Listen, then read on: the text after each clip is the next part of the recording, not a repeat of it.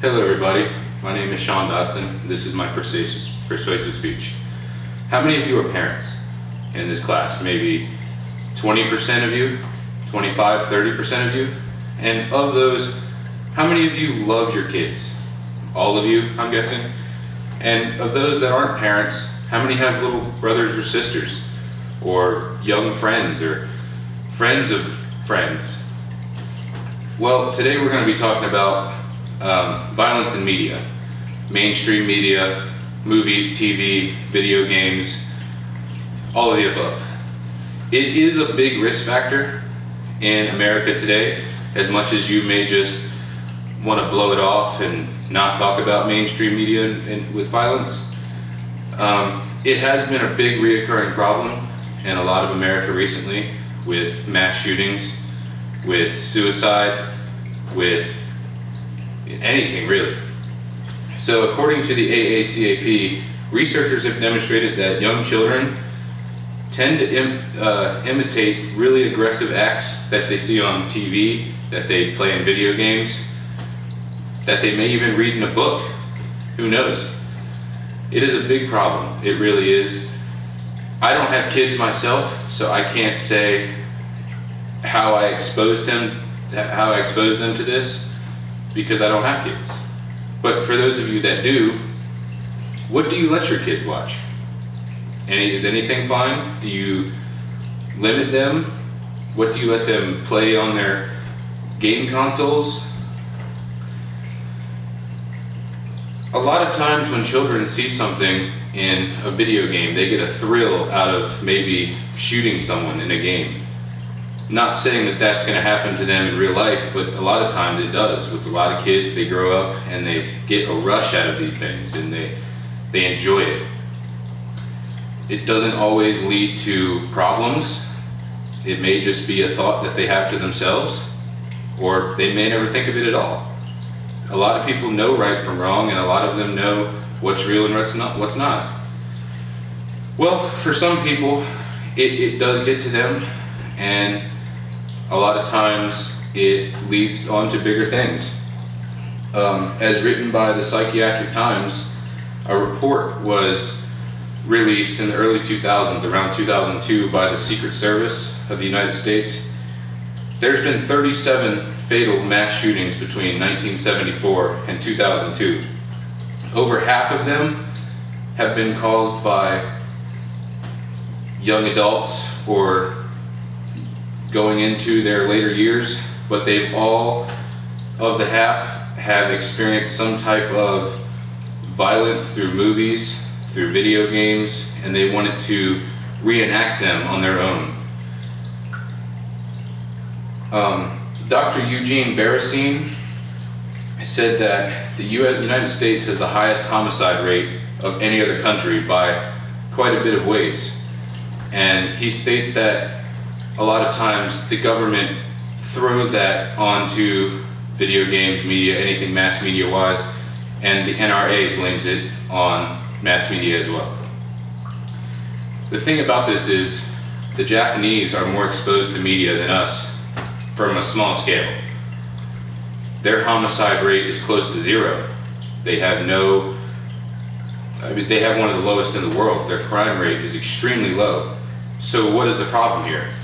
Well, the problem is, in the United States, we are exposed to the most gun violence of any other country through media, through video games.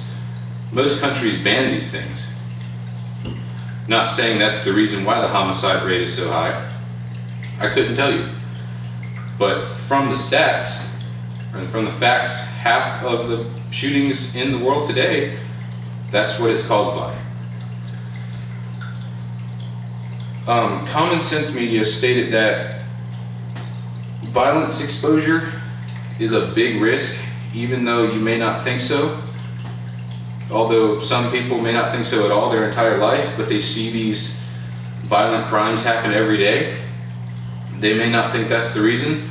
Well, a lot of the times it is. And a lot of the times it's a really big problem. One of the contributing factors that they always say is the problem here is maybe the parents. I'm not saying if it is or isn't, but sometimes the parents have to maybe limit their kids to what they see. I mean, obviously, you can't limit them forever, and sooner or later they will be able to choose what they watch, see, do whatever they want. But from a young age, over 50% have been exposed by the age of 5, usually on average on the age of 4. The decision the parents have to make is, what do they let their children watch? Do they allow them to watch maybe movies with killings in it? Games where you can shoot people? Whatever it may be.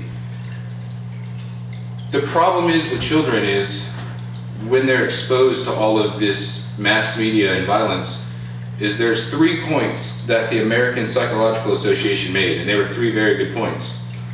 Children can become very sensitive to pain and suffering, but they can also not be very sensitive to pain and suffering, and they can, I guess, go out and want to cause violence or whatever it may be to other people from this, as they're not affected by it themselves. Their pain is kind of numb. They don't care. Also, children can have a fear of the world and people around them. With the mass media that they see today, they may be scared of the world. They may be scared to go out and experience life, go to big cities, go to places anywhere, just exposed. Just from last year, or a few years ago, the attacks in Belgium, the attacks in France, they may be afraid to travel. They don't want to be stuck in a situation like that. My last point is, when it comes to reenacting the violent acts, you must know that this doesn't always just happen on people. You may never notice it from a person to person, a man versus man, like set up. But you may also notice it from animals. Children may be more aggressive towards their animals. They may like injuring animals, whatever it may be. 75% of this is caused by what they see on TV, movies, games. What did they even read about in the newspaper about other people doing this? They want to go out and try it themselves. It is a big risk today, so the only point that I'm going to make is, and what I want everyone else to take away from this is, just be careful what you let your children watch. Be careful what you let them play, what you let them read, until a certain age when they know that this is wrong and this is right. I'm not going to tell you how to do your parenting. I'm just saying these are big risk factors that some people may want to take note of. That was my persuasive speech. Thank you, everybody.